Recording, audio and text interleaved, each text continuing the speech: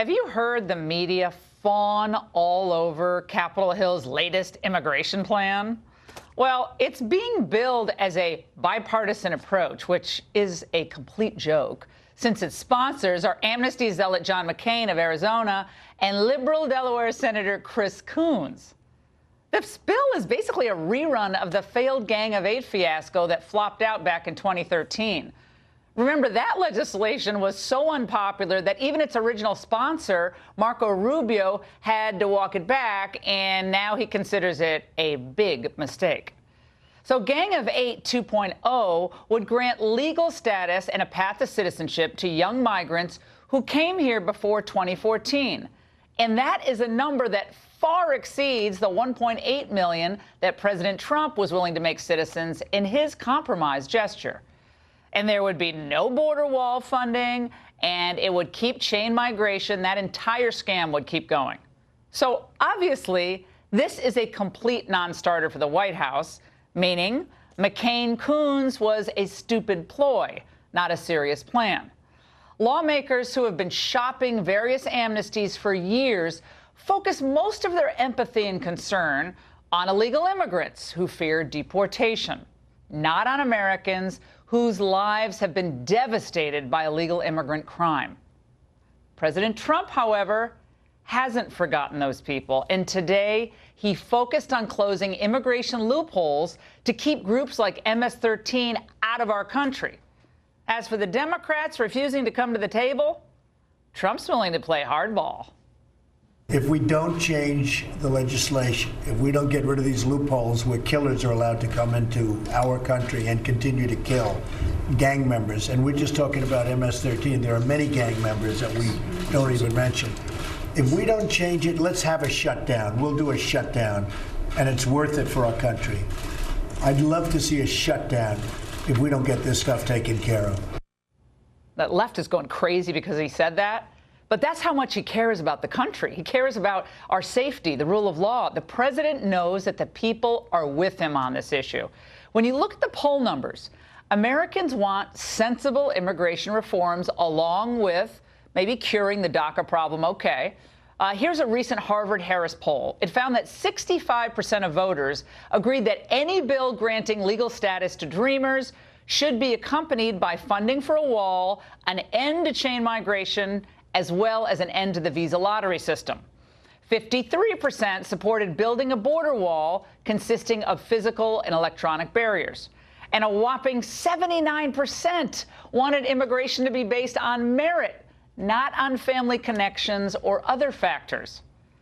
Well, I'm assuming neither senator from Arizona bothered to consider the new comprehensive study by economist John Lott, who will join us later in the show. Professor Lott basically looked at all the illegals who entered the Arizona state prison system from the years 1985 through 2017. That's 33 years of data. And what did he find? He says illegals were at least 142% more likely to be convicted of a crime than other Arizonans. He found their sentences were 10.5% longer than U.S. citizens due to the severity of their crimes. He found that illegals were 163% more likely to be convicted of first-degree murder than U.S. citizens, 168% more likely to be convicted of second-degree murder, 189.6% more likely to be convicted of manslaughter. Illegals were much more likely to commit sexual offenses against minors, sexual assault, DUI, and armed robbery. And 45.4% of illegal immigrants were more likely than other criminals to have been gang members. My goodness. Here's a smattering of how just in the past week, illegals have added to the health and well-being of their communities. On Monday, in Hartford, Connecticut, where I come from, Onel Arana Garacio, a Mexican illegal, pled guilty to being part of a heroin ring that extended to Alabama, in Connecticut, Rhode Island, Ohio, and guess what? He's a boomerang visitor. He was already deported back in 2013. Then there's this charmer, Salvador Gomez Lopez of Montgomery County, Maryland, right nearby where I'm broadcasting from. The Salvadoran illegal was urinating in public, lovely, when a bystander tried to convince him to pull up his pants and find a bathroom. Instead, Gomez pulled a box cutter out and started slashing at the poor man's throat. There's a lot of gashes there now. Last week, 3 Dreamers were arrested in 3 different smuggling cases. All were DACA recipients. They were smuggling human beings. 2 were nabbed in California and 1 in Arizona. And this is a heartbreaker. 5 days ago in Rio Vista, Texas, a young mother of 2, Jennifer Smith, on her way to pick up her kids at school, was killed in a horrific car crash by illegal immigrant Candido Martinez Ramirez, 32 years old. He was drunk. And this past Sunday, many of you have heard, Indiana Colts linebacker Edwin Jackson and his Uber driver were killed by an illegal, intoxicated alien. 37-year-old Manuel Orrego Salvala, the DOJ announcing in just the last hour that they will bring federal charges against the Guatemalan, proving once again that Jeff Sessions, his attorney general, and his DOJ are moving quickly to right the wrongs of the past when it comes to illegal crime going unpunished. No more. Sessions is right. This has to stop.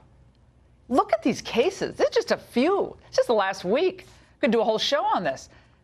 When you really start to think about it, it's total insanity.